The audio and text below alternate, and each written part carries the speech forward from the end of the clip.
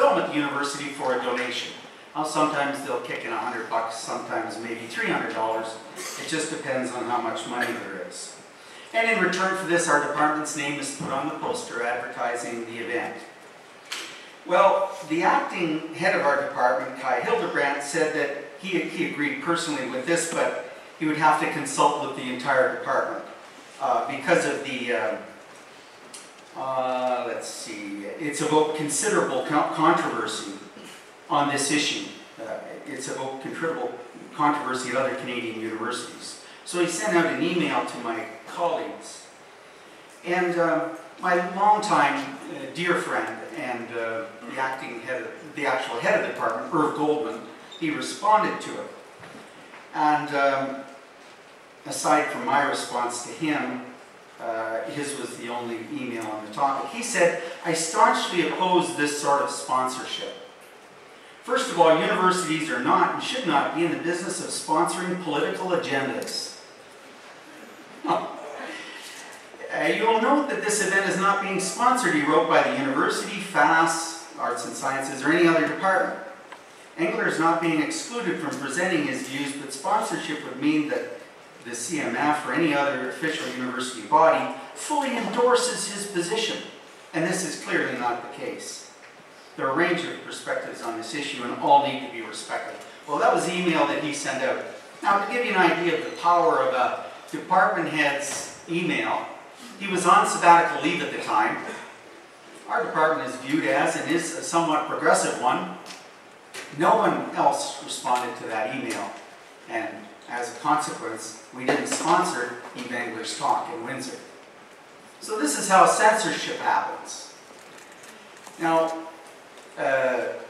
prior to this event this evening, I have very little information on this because I tried to obtain more information on it from the Center for Social Justice on campus, but was unable. But I am told that the Center for Social Justice was initially on the poster advertising this event. I am told that they withdrew their sponsorship because Dr. Finkelstein is a Holocaust denier. As I say, I tried to get in touch with the director of the center and the secretariat and a couple other members of the board and was unable to get a response. Well, one person wrote and said that they know nothing about this whole thing. So, what do we have here? We have a form of censorship. If you're going to support the Israeli and US and Canadian foreign policy, then everyone will sponsor you and you may be heard. If you're in opposition, then you may find it very difficult to give your talk and to be sponsored in giving your talk. So I again congratulate the people who have arranged for Dr. Finkelstein's talk tonight. I look forward to his talk and I welcome his freedom of expression. Thank you.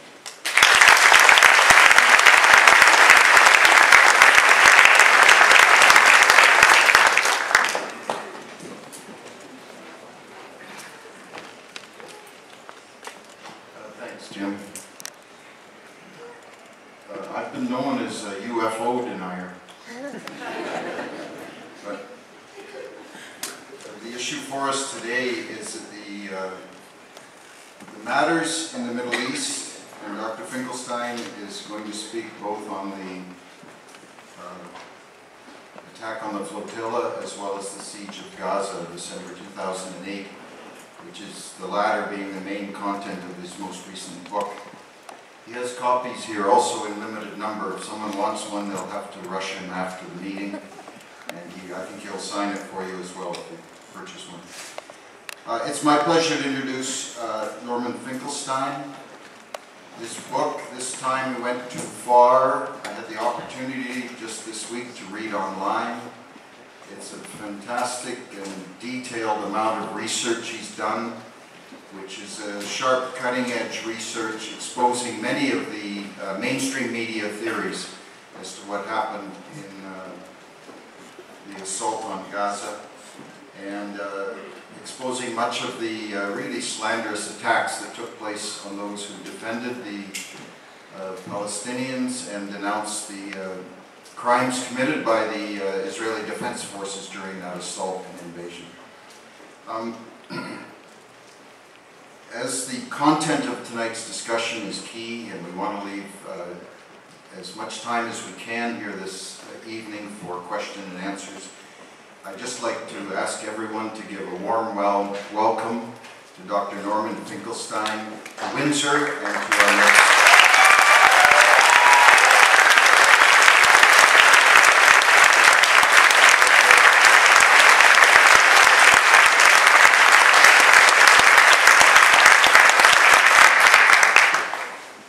Well, I want to thank everybody for coming here, and I want to thank in particular the 3 young women who accompanied me from Detroit here and entertained me, not only accompanied me. I'd like them to stand up because they deserve the recognition.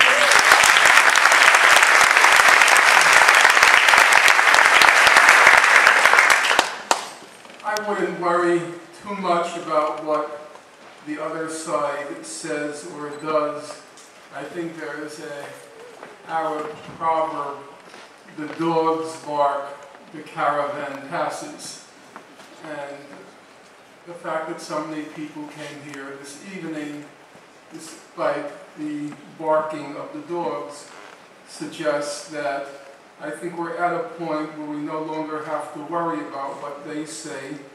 All we have to do is show a certain amount of conscientiousness and conviction, like the 3 young women, and we can organize a successful event and reach a large number of people, even on a Sunday late afternoon. I'm going to be speaking on 2 topics this evening, obviously interconnected, namely what happened in Gaza between December 27, 2008 and January 17, 2009, what Amnesty International called the 22 days of death and destruction. And when I've completed surveying those events, I want to look at the most pressing topic now, namely what happened on the Mavi Marmara, and most importantly, where we're headed, because there have been many positive outcomes from the martyrdom of the 9, in fact 10, because one person passed away in the hospital, one of the injured, the 10 martyrs of the Mavi Marmara.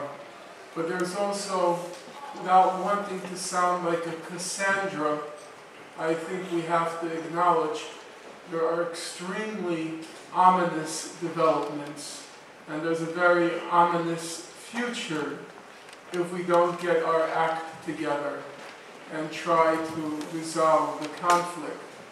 I'll get to that at the end of my remarks.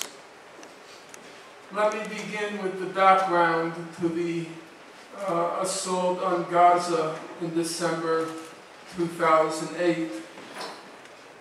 I'll go back to where it's usually the background, to the point where people most often started, namely in late 2005, Israel redeployed its troops in Gaza.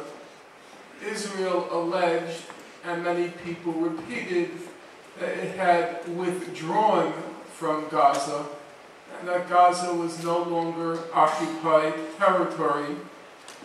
But in fact, none of the major human rights organizations, and in fact, not even Israel's leading authority in international law, a fellow by the name of Yoram Dinstein, nobody accepted that Israel had ended the occupation of Gaza. Israel continued to control the airspace. It continued to control the territorial waters. It continued to control who went in and who went out, what went in and what went out.